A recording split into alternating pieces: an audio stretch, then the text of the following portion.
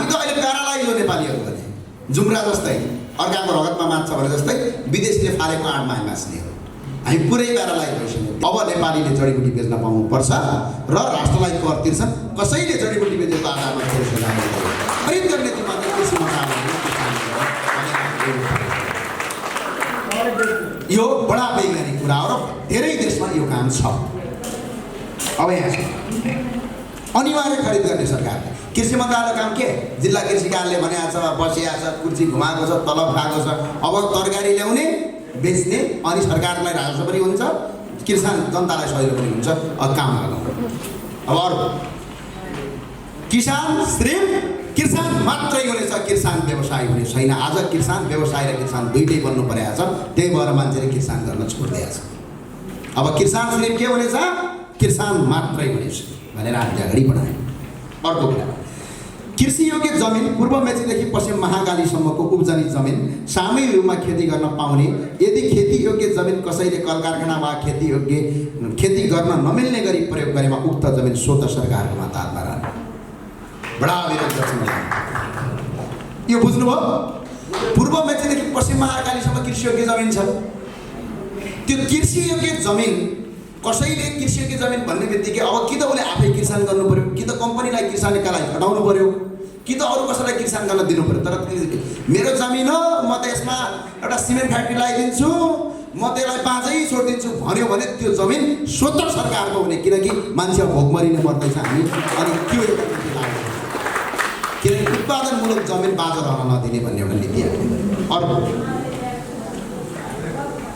अब विदेशबाट आयात कुनै पनि कृषिका सामग्रीमा एन्टी डम्पिङ ट्याक्स सहित अनिवार्य रूपमा लागू गर्नुपर्ने, तर नेपाली उत्पादित नहुने वस्तुमा यो नियम लागू हुने छैन। उदाहरण अब यहाँ सुन्नुहोस्, म तपाईँलाई उदाहरण दिन्छु। मैले आज इकोनोमीको क्लास लिए जस्तै भइरहेको छ है, सुन्नुहोस् है त। यो सामान नेपालमा बन्छ होइन, यसको मूल्य 100 रुपियाँ छ। यो सामान भारतमा बन्छ, दुइटै सामान एउटै हो। यो सामान भारतमा 30 रुपियाँमा बन्छ, नेपालमा त 100 मा बन्छ। किनकि हामी नेपालबाट गरिब छौँ। अब ज्यादा उत्पादन गर्न सक्दैनौँ, किन ठुल्ठुलो मेसिनरी छैन। अब कृषिको सामान गोबी भारतमा पनि पाइन्छ, नेपालमा पनि पाइन्छ। काउली भारतबाट आएको काउली 20 रुपियाँ किलो बजारमा, नेपालमै उत्पादन गर्दाखेरि 40 रुपियाँ पर्दिन्छ। अब हामी के गर्छौँ? भारतीय काउलीलाई नेपालमा नआ भन्दैनौँ, तर नेपालमा पनि काउली हुन्छ 30 रुपियाँ। भारतीय काउलीलाई हामी ट्याक्स नै 80 रुपियाँ लगाएर त्यसलाई 100 रुपियाँ बनाइदिन्छौँ। नेपाली काउली 30 मा हुन्छ, अनि नेपाली काउली बिक्री हुन्छ। कसैले ल्याएर बेच्छ भने राज्यलाई कराउँछ, हामीलाई त्यो घाटा हुन्छ। यसरी हामीले एन्टी डम्पिङ ट्याक्स भन्छ। यसको फादर भारतीय प्रधानमन्त्री डाक्टर मनमोहन सिंह हुन् पहिला। एन्टी डम्पिङ ट्याक्स आज भारतले पनि यो कन्सेप्ट लागू गरेको छ, अमेरिकाले पनि लागू गर्यो, विश्वका धेरै देशले गरेका छन्। तर नेपालका यी मगन्त नेताले चाहिँ यस्ता नीति कहिल्यै पर्दैनन्। सिर्फ फोटा झन्ड्याउँछन्, पछाडि यसो गर्छन्। त्यो भएर हामीले यो नीति लागू गर्यौँ।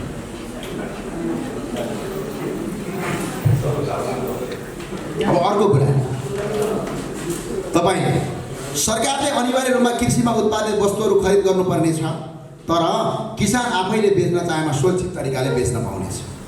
अब भोलि त कसैले म आफै बेच्छु हजुर भनेको भने बेचोस्, तर सरकारले खरिद पनि गर्नेछ भन्ने कुरा हो। हरेक कृषिको अनिवार्य कृषि बिमा गर्नुपर्ने छ। किसान यदि भोलि त्यसमा केही गरेर क्षतिपूर्ति भयो भने किसान भोकै मर्ने छैन, उसले बिमा गर्छ। बिमाको रकम कम्पलसरी पाउनुपर्ने छ भनेर हामीले यो कृषि बिमाको अनुरोध। अब अर्को कुरा, सिँचाइ। हरेक किसानलाई कम्तीमा 30 वर्ष कृषि गरेपछि कृषि मन्त्रालयबाट कृषि पेन्सन व्यवस्था गरिनेछ।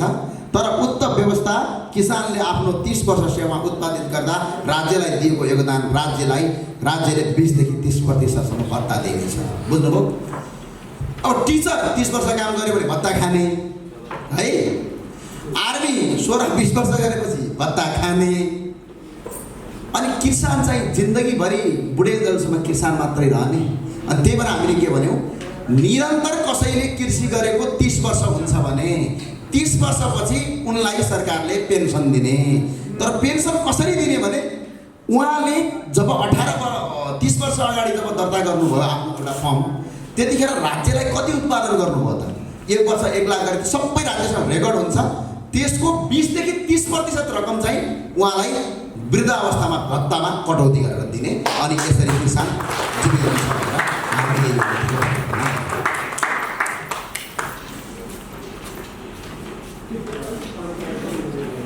अब अर्को कुरा सिँचाइ अनिवार्य रूपमा नेपालले सरकारले व्यवस्था गर्नुपर्ने छ। यो व्यवस्था केन्द्रीय तहदेखि स्थानीय तहसम्मका सम्बन्धित अधिकारी र सरकार अवकाल निकायले गर्नुपर्ने छ। यदि नगरेको खण्डमा सिँचाइको तरिका नगरेको खण्डमा उक्त सरकारवाला निकायले अधिकारी वा जनप्रतिनिधिलाई पूर्ण रूपमा निष्कासन गरी छानबिन समिति उपस्थित गराई कानुन बमोजिम कारबाही गर्नेछ। अब सिँचाइ कोही किसानलाई कुनै पनि जनअधिकारीहरूले कुनै पनि कर्मचारीले नदिनु भनेको मान्छे मारे बराबरको अपराध ठहरिएर कारबाही गर्ने, किनकि गोबीको भोट पनि मान्छे हो, किनकि त्यो मर्यो, त्यो भावनाले हामी मर्छौँ। त्यो भावनाले कसै कुनै पनि कर्मचारी जनप्रतिनिधिले सिँचाइका लागि कुलो बनाइएको छ, कुनै पनि कर्मचारीले सिँचाइ तपाईँको राम्रोसँग किसानलाई पानी दिएन भने त्यसलाई हदैसम्मको कारबाही गर्ने भनेर एउटा छानबिन समिति गठन गर्ने पर्यो। यो कुरा सही छ? हामीले यसरी अब यहाँ सुन्नुहोस्। अर्को, किसानले एउटा छुट्टै कार्ड बनाइनेछ, उक्त कार्डको दर्ता डिजिटल हुनेछ र उक्त कार्डको नम्बर अनुसार किसानले उत्पादित गरेको वस्तुको मूल्य अनिवार्य रूपमा सम्बन्धित निकायले राख्नेछ। आज मैले 1 लाखको गोबी उत्पादन गरेँ, 6 महिनापछि 2 लाखको सबै सरकारले रेकर्ड राख्छ, किनकि 30 वर्ष पुगेपछि उसले उत्पादन गरेको रेकर्डमा हामीले पेन्सन भत्ता दिने। पेन्सन भत्ता र कहिले पनि अब बराबरी हुँदैन नेपालमा।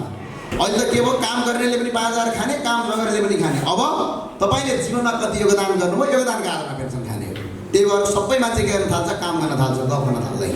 त्यो भएर एउटा इनर्जीका साथ काम गरून् भनेर यो नीति लागू गर्नु पर्यो। अब निजी कृषिको कुरा गर्दैछौँ हामी।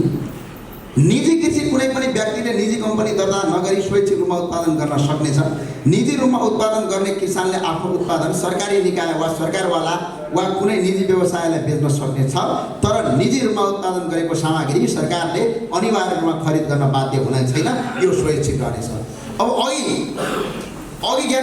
भन्यो, अघिको नीतिले के भन्यो भनेपछि सरकारले निजी कृषि चाहिँ सरकारले अनिवार्य किन्नेछ भन्यो, अहिले चाहिँ स्वैच्छिक हुनेछ भन्छ। यहाँ सुन्नु, यहाँ कोही दादागिरी गर्ने टाइपका हुन्छन् क्या, म एक्लै गर्छु, म दर्ता गर्दिनँ भने दर्ता नगरेर यदि कृषि फर्म तिमीहरूले चलाउँछौ भने तिम्रो तरकारी किन्न सरकार पनि बाल्दै गर्दैन। तिमी थोरै गुन्डा हो, तिमीभन्दा ठुलो गुन्डा सरकार भने अब त्यो भावनाले कसरी म आफै गर्छु, म गर्दिनँ दर्ता भनेपछि त्यसको तरकारी किन्न सरकार बाध्य हुने छैन, त्यो स्वैच्छिक हुनेछ।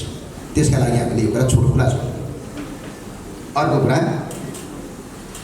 नोट कुनै पनि कृषियोग्य जमिनको एकीकृत गर्ने, सम्मेलीकरण गर्ने पूर्ण जिम्मा सम्बन्धित सरकारवाला निकायको रहनेछ, तर उक्त कृषियोग्य जमिनमा कसैले अवरोध वा बाधा पुर्याएमा सम्बन्धित व्यक्ति वा संस्थालाई हदैसम्म हुने गरी क्षतिपूर्ति सहित कम्तीमा 1 वर्षको जेल सजाय हुनेछ। अब किनकि यो कानुन नेपालमा चाहियो, किनकि यहाँ दादागिरी गर्न थाले, खेतीयोग्य जमिन मासेर 3 तले घर बनाएर अनि छोरालाई सेल्फी पठाएर विदेश पठाउने देश बन्यो। त्यो भावनाले यदि कसैले कृषियोग्य जमिन रोक्छ, यदि गर्न दिँदैन भने त्यसलाई जेल सजाय पनि अब कानुन यो देशमा आवश्यक छ। त्यसपछि मात्र कृषिलाई वैज्ञानिक र आधुनिकरण रूपमा हरेक किसानले अनिवार्य रूपमा लागू गर्नुपर्नेछ। यदि कुनै पनि किसानले यो विधि अपनाउन नसकेको अवस्थामा 2 वा 2 भन्दा बढी किसान एकीकृत भई आधुनिकरण र वैज्ञानिकरण गर्न सक्नेछन्, तर कृषिलाई आधुनिकरण र वैज्ञानिकरण नगरी बाँझो खेतमा सम्बन्धित किसान र जग्गा धनीले गर्न सक्नेछन्। जग्गा धनीलाई सम्बन्धित कृषियोग्य जमिनबाट उत्पादित हुने रकम बराबर स्थानीय सरकार निकायले क्षतिपूर्ति सहित तिराउनु पर्ने छ। यदि 3 पटकभन्दा बढी उक्त जमिन बाँझो राखेको भेटेमा उक्त जमिन खेती सीमान्तर अन्तर्गत रहेको किसान वा सरकारवाला निकायलाई उपलब्ध हुनेछ, तर सम्बन्धित जग्गा बाँझो राख्ने व्यक्तिले 1 बालीपछि निवेदन लिएर उत्पादन गर्छौँ भनेपछि स्वत फिर्ता हुनेछ। तपाईँले बुझ्नु भएन है, मैले रामायण पढे जस्तै पढेँ। यहाँ सुन्नु, यो भने के हो भने अब जग्गा टुक्रा छ भनेपछि मिलाउनु पर्यो, अर्थात् कम्पनी खडा गरेर 2 या 2 भन्दा बढी मान्छे गरेर त्यसलाई आधुनिकरण गर्ने भने अब कोही कस्ता घमण्डी हुन्छन् भने म गर्दिनँ, म मजाले गर्छु, किनकि त्यसले मुलुकलाई घाटा हुन्छ। जस्तो एक रोपनीमा तपाईँको 100 किलो टमाटर फल्छ भने आधुनिकरण गऱ्यो भने एक रोपनीमा 100 किलो फल्छ भने आधुनिकीकरण गर्दाखेरि 1000 किलो फल्न सक्छ। अब तपाईँ 60 वर्षको पुगिसके पछाडि अब राज्यले तपाईँलाई सुविधा दिन्छ। के सुविधा दिन्छ? तपाईँले तिरेको करको आधार 30 देखि 40% पैसा तपाईँलाई जीवनमा फिर्ता गर्छ। अहिले जस्तो काम नगर्ने पनि 5000 भत्ता खाने, काम गर्ने पनि 5000 खाने, त्यो हुँदैन। अनि यो एक कथाका आधार तिरेको आधार 30 देखि 40%। अनि कोही पनि तपाईँको के हुँदैन, वृद्धाश्रम जानु पर्दैन, कोही पनि बिरामीले मर्नु पर्दैन, किनकि तपाईँको पैसा तपाईँले नै फिर्ता हुन्छ। आज विश्वका धेरै देशले यो कन्सेप्टको नीति लागू गरेका छन्, नेपाल र भारत बाहेक। त्यो हाम्रो अभियानले लागू गर्छ। हामीले त्यो कुरा बुझ्नुभयो सबैले? बुझियो? अब अर्को कुरा भाइ,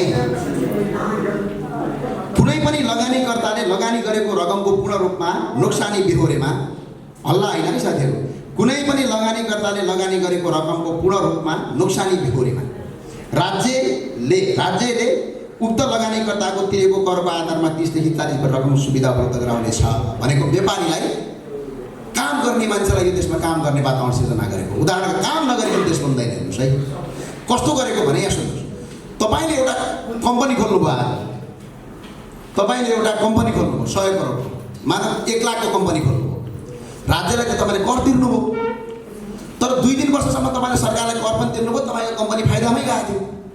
अनि 81 केही भएर तपाईँको कम्पनी पुरै घाटामा गयो, तपाईँ डुब्न लाग्यो भनेपछि राज्यले अब के गर्छ? तपाईँले 3 वर्षमा कति कर तिर्नुभयो राज्यलाई थाहा हुन्छ। अब तपाईँको कम्पनी फेरि चलाउन गएर राज्यले के गर्छ? तपाईँले तिरेको करको 30 देखि 40% तपाईँलाई पैसा फिर्ता दिएर तपाईँको कम्पनी बचाउँछ। अनि त्यसमा कोही मान्छे टाट पल्टिँदैन। अनि यो किसिमको भनेको बिल्कुलै वैज्ञानिक र समाजवादी अर्थतन्त्र यसलाई भन्छ। हामीले यो किसिममा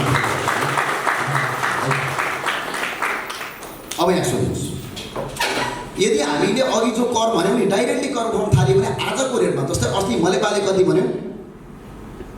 65 खरबको टर्नओभर भयो। म नेपालीमा भने कारोबार के नेपालमा अहिले करको दर कति छ भने 298% सबभन्दा सस्तो भनेको केमा कर छ? औषधिमा 5%। 298 + 5 भागे 2 गर्ने पनि झन्डै 150% एभरेज हुन्छ। तर त्यति नमान्नु, 60% कर त हामीले तिर्छौँ, प्रत्यक्ष अप्रत्यक्ष। धेरै नेपालीलाई थाहा हुँदैन, किनकि हामीले जेटा अप्रत्यक्ष कर तिर्छौँ। 60% 65 खरबको भन्नुहोस् त, 65 खरबको 50 कति भयो? 60 को 30 भयो, 65 को 50 कति भयो? 31 भयो करिब। यति 32, 32.5 भयो। 32.5 त 50% हुन्छ भने त्यसमा 10 अरू गर्नुहोस्, करिब 40 खरब रुपैयाँ त अहिले कर उठ्नु पर्थ्यो कि सरकारले। तर हाम्रो कर कति उठ्छ? 5 देखि 6 खरब मात्र उठ्छ। बाँकी कर कहाँ गयो भने अधिकांशलाई कर छुट गर्छन्, हामीले तिरेको कर व्यापारीले खाइदिन्छ। अनि देश झन गरिब बन्छ। त्यही भएर प्रत्यक्ष डाइरेक्ट ट्याक्स तिर्ने, इन्डाइरेक्ट होइन। अनि राज्यले विदेशी लगानी लिनै पर्दैन, आफै राज्य आत्मनिर्भर हुन्छ। शिक्षा, स्वास्थ्य, बाटो, पुल पुलिसका लागि सरकारसँग इनफ मनी हुन्छ भनेर हामीले यो नीति लागू गर्छौँ। अब यहाँ सुन्नुहोस्, व्यवसायलाई मध्यनजर गर्दै अहिलेको सशस्त्र प्रहरी बललाई औद्योगिक एवं व्यवसायिक सुरक्षा हेर्न गरी घटाइनेछ। अब सशस्त्र प्रहरीको ड्रेस लाउने अनि ढुङ्गा मुना हान्न गएपछि मात्र बसेर के खाने? अनि सशस्त्र प्रहरी अनि व्यापारीलाई चन्दा दियो भनेर थर्काउँछन् गुन्डाहरू। अनि व्यापारीलाई तपाईँको डुबाइयो भने त्यसको अर्थतन्त्र डुब्छ। अर्थतन्त्र डुब्यो भने चाहिँ हामी देश गरिब हुन्छ भने सशस्त्र प्रहरीलाई अब के बनाउने? सशस्त्र प्रहरी होइन कि औद्योगिक बल, उद्योग कल कारखानाका लागि सशस्त्र प्रहरीलाई घटाउने, बरु यसको सुरक्षा सशस्त्र प्रहरीलाई दिने भनेर हामीले प्रस्ताव ल्यायौँ। अब सशस्त्र प्रहरी त रिसाउँछ फेरि, तर त्यो गर्नै पर्छ, किनकि देशलाई औद्योगिक रूपमा अगाडि बढाउनु छ भने। यो कुरा सही छ? कसैलाई चित्त बुझेन होला जस्तो लाग्यो। तर सशस्त्र प्रहरी अहिले चाहिँ काम र बेकामको एउटा सङ्गठन बनेको छ लाग्यो। अब अर्को कुरा, कुनै पनि व्यवसायिक वा लगानीकर्ताको सम्पूर्ण सरकारी कामकाज एकद्वार प्रणालीबाट हुनेछ। एक ठाउँमा दर्ता गराएको कम्पनी व्यवसाय अन्य कुनै पनि ठाउँमा दर्ता हुन आवश्यक छैन। बुझ्नुभयो तपाईँले? अहिले कुनै पनि कम्पनी तपाईँले दर्ता गराउनु भयो, व्यवसाय गर्नलाई होटलै खोल्न लाग्नु भने 3 ठाउँमा दर्ता गराउनुपर्छ। एउटा कम्पनी कार्यालय, एउटा उद्योग वाणिज्य महासङ्घमा, एउटा सिडिओ कार्यालय, एउटा स्थानीय तह। कहीँ त 5-6 ठाउँ पनि दर्ता गराउँछ। तर अब के हुनेछ? तपाईँले एक ठाउँ दर्ता गराएपछि कहीँ पनि दर्ता गराउनु पर्दैन। त्यो काम राज्यका कर्मचारीले गर्ने हो। मान्छे नेपालको अहिलेको डाटा अनुसार 40% लगानीकर्ताहरू सुरुमै त्यो त्यो दर्ता गर्ने प्रक्रिया नै झन्झट भएर मान्छे लगानी गर्दैन नेपालमा। तर यो अन्त्य गरेर एक द्वार प्रणाली लागू गर्ने, एकपटक दर्ता भयो भने फेरि दर्तै गर्नु काहीँ पनि आवश्यक छैन भनेर हामी त अहिले प्यारालाइज हो नेपालीहरू भने, जुम्रा जस्तै अर्काको रगतमा मान्छ भने जस्तै विदेशीले फालेको आँटमा हामी बाँच्ने हो। हामी पुरै प्यारालाइज भइसक्यौँ। त्यही भए हुनाले यस्ता नीति बनाएका छन् कि विदेशीले नेपालको भित्र एडमिनिस्ट्रेसनमा छिरेर नेपालीलाई कामै नगर्ने नीति बनाएको छन्। त्यसको हामी विरोध गर्छौँ र स्रोतको प्रयोग कसरी गर्छौँ भने यहाँ सोध्नु सक्छौँ। ढुङ्गा खानी बालुवा खानी सम्बन्धित निकायलाई जानकारी गराई सरकारलाई कर तिरी सरकारी जग्गामा पूर्ण रूपमा निजी कम्पनीले प्रयोग गर्न पाउनेछ। ढुङ्गा बेच्दैमा देश कहिले पनि कङ्गाल हुँदैन। ढुङ्गा मजाले प्रयोग गर्नुपर्छ, मजाले चुनढुङ्गा प्रयोग गर्नुपर्छ, ढुङ्गा प्रयोग गर्नुपर्छ, मार्बल प्रयोग गर्नुपर्छ। बरु विदेशी मार्बल विदेशी टाइल्सहरू बन्द गर्नुपर्छ भनेर हामीले यो खुलाइदियौँ। अब अर्को कुरा हेर्नुहोस्, काठ उत्पादनका लागि हरेक काठ उत्पादन कम्पनीले टेन्डर हाली पूर्ण रूपमा वन जङ्गल प्रयोग गर्न पाउनेछ। अब अहिले नेपालमा काठ बेच्नु भनेको त के हो, मान्छे मारे जस्तो छ। किनकि भारतको फलाम नेपालमा बेच्नु छ अनि मलेसियाको काठमा नेपालमा ल्याउनु पनि त छ त। हामीले प्रयोग गरेर यो पनि नेपाली नहुन सक्छ, यस्तो अवस्था आइसक्यो। त्यो भए हुनाले हामीले के भन्यौँ, काठ उत्पादनका लागि हरेक काठ उत्पादन कम्पनीले टेन्डर हाली पूर्ण रूपमा वन जङ्गल प्रयोग गर्न पाउनेछन्। तर हरेक काठका लागि प्रयोग गर्ने बिरुवाको प्रजाति अनुसार एउटा रुख काटेमा 2वटा रुख अनिवार्य वृक्षारोपण गर्नुपर्नेछ। वृक्षारोपण गरेको र हरेक रुख बराबर 2 वर्ष हुर्किएको र काठ उत्पादनका लागि प्रयोग गरेको रुखको बराबर 30% हुर्काइसकेपछि मात्रै काठ प्रयोगका लागि रुख प्रयोग गर्न पाउनेछ। अब बुझ्नुहोस्, हरेक कम्पनीले काठ चाहिँ प्रयोग गर्न पाउनेछ, वन जङ्गल सजिलै लाउन पाउनेछ। तर तपाईँले मानव सालको रुख काट्दै हुनुहुन्छ 2 वर्ष पछाडि, अब तपाईँले 2 वर्ष अगाडि सालको बुटा के गरिसक्नु पऱ्यो, हुर्काइसक्नु पऱ्यो। एउटा काट्दै हुनुहुन्छ, 2टा हुर्काएको प्रमाण दिनु पऱ्यो वन विभागलाई। अब कोही रुख कस्तो हुन्छ, तपाईँले जुन प्रजातिको रुख काट्नुहुन्छ त्यही प्रजातिको रुख रोप्नुपर्छ, अर्को प्रजातिको पाइँदैन। त्यो बारेमा के गर्नु पऱ्यो, 2 वर्ष अगाडि तपाईँले रुख काट्दै हुनुहुन्छ भने 2 वर्ष पछाडि 2 वर्ष अगाडि हुर्काउनु पऱ्यो। यदि वर्षको आधारमा त रुखको प्रजाति हुँदैन। अब अर्को कुरा के गर्नुपर्छ भने त्यो रुख जति तपाईँले क्वान्टिटीको काट्दै हुनुहुन्छ त्यसको 30% त्यो रुख त्यही प्रजातिको 2टा बुढा हुर्किएको प्रमाणित गरेपछि मात्रै त्यो रुख काटेर तपाईँले बेच्न पाउनुहुन्छ, अन्यथा तपाईँले बेच्न पाउनुहुन्न। वन पनि बच्यो, पैसा पनि आयो, रोजगारी पनि भयो। अनि यो किसिमको काम हामीले अगाडि बढायौँ। हामीले यसलाई लागू गर्न सक्नुपर्छ भन्ने धारणा छ। अब हेर्नु, काठ प्रयोगका लागि सरकारलाई 2 प्रकारको कर तिर्नुपर्ने छ। एउटा कच्चा काठमा, एउटा अर्को काठबाट उत्पादित सामग्रीमा। कच्चा काठ भनेको तपाईँले त्यो काठ किन्दाखेरि राज्यलाई तिर्नुहुन्छ, त्यो पैसा दिनु पऱ्यो सरकारलाई, वन विभागलाई। अर्को त्यो काठ बनाइसके पछाडि तपाईँले फर्निचर बनाउनु भयो भने त्यसमा पनि कर तिर्ने। 2 प्रकारको कर काठमा लगाउने। यसले गर्दा राज्यको इकोनोमी पुरा बुम भएर अगाडि बढ्छ। हामीले विदेशमा 1 पैसा ऋण माग्नु पर्दैन, बरु विदेशीलाई हामीले अब डोनेसन दिने अवस्थामा पुग्न सक्छौँ। अब अर्को, नेपालमा उत्पादित हरेक जडीबुटी निश्चित रूपमा खरिद र बिक्री गर्न पाइनेछ। खरिदकर्ता र बिक्रीकर्ताले अनिवार्य रूपमा राष्ट्रलाई कर तिर्नुपर्नेछ। तर कोही कसैले जडीबुटी बेचेको आधारमा कसैलाई जेल र कारबाही गर्न पाउने छैन। अहिले त नेपालमा जडीबुटी बेच्नु भनेको बरु विदेशी अफिम बेच्दा केही हुँदैन, नेपाली जडीबुटी बेच्दाखेरि जेल हालेर किसान हरेक दिन भइरहेको छ। हामी जस्ता जुम्ला हुम्लातिरका पहाडतिरका मान्छेको व्यवसाय चौपट भएर इन्डियामा काम गर्न बाध्य छन्। अब नेपालीले जडीबुटी बेच्न पाउनुपर्छ र राष्ट्रलाई कर तिर्छन्। कसैले जडीबुटी बेचेको आधारमा यो विदेशीले यो देशमा तपाईँको जेल सजाय गर्ने। जस्तै उदाहरणका लागि हेर्नुहोस्, यासागममा जडीबुटी हो, टिम्बुर पनि जडीबुटी हो। टिम्बुर बेच्यो भने के हुन्छ, टिम्बुर बेच्यो भने के हुन्छ, म राज्यलाई कर दिन्छु मलाई छोड्दै भने छोड्दैन, तपाईँलाई 6 महिनादेखि कति 5 वर्ष जेल हाल्दिन्छ। जहाँबाट एउटा टिम्बुर लगाएर बेचेर नेपाली जनताले आफ्नो पेट पाल्न नपाउने अनि यो देशमा अनि बसेर के काम। त्यही भए उनीहरूले विदेशी नीतिलाई च्यातेर नेपाली नीति लागू गर्नका लागि यो हुन्छ। एकैछिन म पुरै पढि जाने। तर अब यसरी बेच्छु भन्दैमा फेरि चेपाती गर्ला भनेर। तर यदि कसैले राज्यलाई कर नतिरेको भरमा भएमा जडीबुटी बेचेको पाइएमा झन्डै 2% राज्यलाई कर तिर्नुपर्ने छ। जस्तै 1 किलो टिम्बुरको पहिला 50 रुपियाँ कर राज्यलाई हुन्थ्यो, अब पक्रियो भने त्यसले 100 रुपियाँ तिर्छ कि। तर कर तिरेर मात्र बेच्न पाउँछ।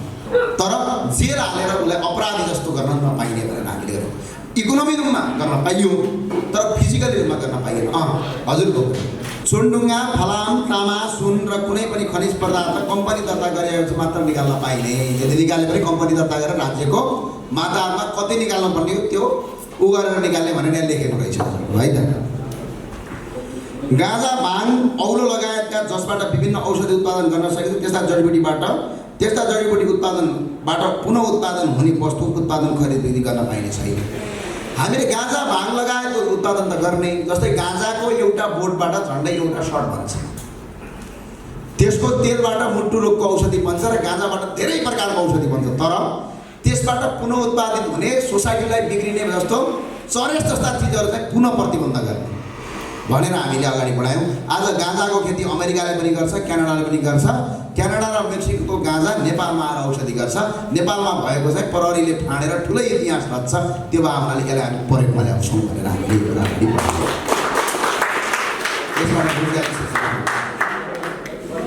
शौखिनको देश हो।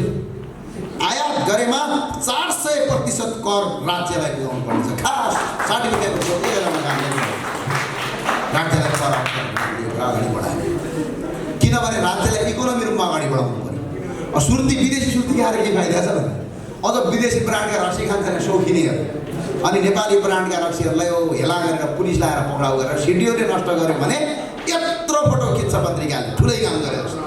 अनि नेपालीलाई गरिब बनाएको ल्याऊ न, गुणस्तर मापदण्ड गुणस्तर बढाऊ, मापदण्डमा ल्याऊ, दर्ता गर अनि चलाऊ। होइन भने विदेशीबाट यदि कसैले मदिरा जन्य पदार्थ आयात गर्छ भने आयात गर्न दिने, तर मदिरा जन्य र सुर्ती जन्य पदार्थमा 400% कर, अहिलेसम्म इतिहासको सबभन्दा ठुलो कर लगाउने। खानेले खान्छ, राज्यलाई पैसा आउँछ, के जान्छ, खानेलाई छोड्ने पनि होइन। अनि नेपाली चिजहरू प्रयोग गरौँ भनेर हामीले यो कुरालाई अगाडि बढायौँ। ठिक छ यो कुरा। अब जलस्रोतको देश त भनिन्छ नेपाल, जलस्रोतको देश भएकाले साना मजौला किसिमका हरेक जलविद्युत एवं मिलहरू हरेक नेपाली उत्पादनले प्रयोग गर्न सक्दैछन्। अहिले यो किन लेख्यो होला ज्ञानेन्द्र अथवा यो अभियानमा ले भन्दा आसुन अब त यो अभियानको एजेन्डा भन्ने हो, तर मैले त्यहाँभन्दा अगाडि मेरो व्यक्तिगत कुरा नेपालमा नेपालीलाई मजौला किसिमका र साना किसिमका विद्युत उत्पादन गर्छु भने लाइसेन्सै दिँदैनन् अहिलेका पटाहरू। अनि विदेशीलाई पैसा खुवाएकै बरमा लाइसेन्स दिने, विदेशीले कहिले पनि काम नगर्ने। अनि एउटा यस्तो खतरा व्यापार हुन्छ तपाईँलाई के थाहा, जस्तो मैले कर्णाली हाइड्रो पावरको लाइसेन्स लगेँ, एउटा विदेशीले लान्छ पहिला, मानव उसले 2 करोडमा लग्यो, 2 अरबमा लग्यो। अनि 2 अरबमा त्यसले त्यो हाइड्रो पावर उत्पादन गर्ने त मिति हुन्छ, अनि हाइड्रो पावर उत्पादन गर्दैन, चुप लाएर बस्छ।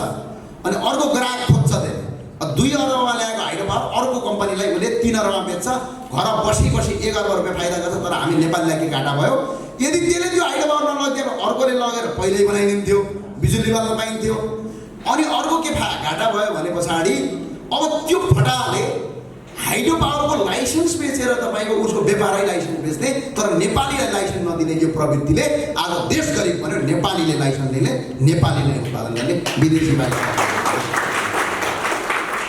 जस्तो अप्पर कर्णालीमा त्यही भएको बुझ्नुभयो। सर्टिफिकेट बेचेर अरबौँ रुपियाँ कमाइदिने भने न लगानी न केही। अब अर्को कुरा हेर्नुहोस्, अब एउटा कुरा नेपालको जङ्गललाई आधुनिकीकरण गर्ने भन्ने कुरा हो। यो हिजो हाम्रो साथीहरूबाट आएको कुरा हो, आधुनिकीकरण गर्ने र व्यवसायीकरण गर्ने। उदाहरणका लागि हाम्रो नेपालका जङ्गलमा आँप फल्नै फल्छ, अब आँप फलाउनु पर्यो, त्यसलाई प्रयोग गर्नु पर्यो, बरु कम्पनीलाई दिन पर्यो। अनि फलफुलयुक्त रूपमा अगाडि बढाउने र जङ्गललाई फलफुलयुक्त रूपमा अगाडि बढाउने, मांसाहारीलाई खुला छोड्ने नीति बन्द गर्ने। अब हरिणको मासु खानु हुँदैन भन्छ, अनि के को खाने त हामीले? ए बाबा, हरिण ज्यादा उत्पादन गरेर मजाले खाऊ न त के समस्या पर्छ?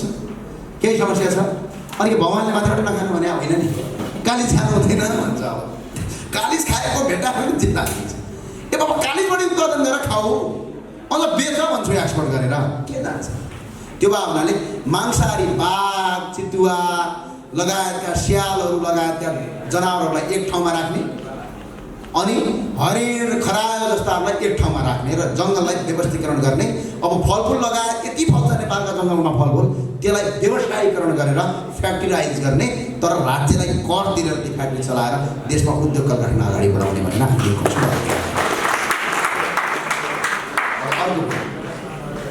तर यो सजिलो चाहिँ छैन, तर यसका लागि सत्तामा पुगेरै यिनीहरूलाई गर्नुपर्छ। अब अर्को कुरा, साथीहरू थाक्न लाग्नुभयो, माफ गर्नु होला, आज थाक्नै पर्ने छ। अब अर्को कुरा, नेपालमा बनेका कुनै पनि सामग्रीहरूसँग प्रतिस्पर्धा गर्ने सामग्री विदेशबाट आयात गर्नुपर्नेमा झन्डै 200% कर तिरेर मात्र बिक्री वितरण गर्न पाइनेछ भनेको यो एन्टी डम्पिङ ट्याक्स। जस्तो यो ढाकाको टोपी नेपालमा पनि बन्छ, यो कागज भारतमा पनि बन्छ, बेच हामीलाई समस्या छैन। नेपाली कागज 100 रुपियाँमा पाइन्छ, भारतीय कागज 50 रुपियाँमा पाइन्छ। अब हामी यसलाई 200% कर तिराइदिन्छौँ। 100 रुपियाँ यो, 150 रुपियाँ, 150 यसको मूल्य, 100 यसको मूल्य हुन्छ। नेपालीले अलरेडी सस्तोलाई प्रिफरेन्स गर्छ, नेपाली कल कारखाना उद्योग बन्छ। यदि बेच्छ भने 200% ज्यादा कर राज्यलाई आउँछ, राज्य अगाडि बढ्छ। स्वास्थ्य शिक्षा लगायतका अन्य क्षेत्रमा हामी यसलाई खर्च गर्न सक्छौँ भनेर विदेशी सामानमा चाहिँ म्याक्सिमम कर बढाउने, नेपाली सामानलाई कर कम गर्ने नीति भनेको विश्वको सबभन्दा गुड इकोनोमी भन्छ यसलाई। त्यो चाहिँ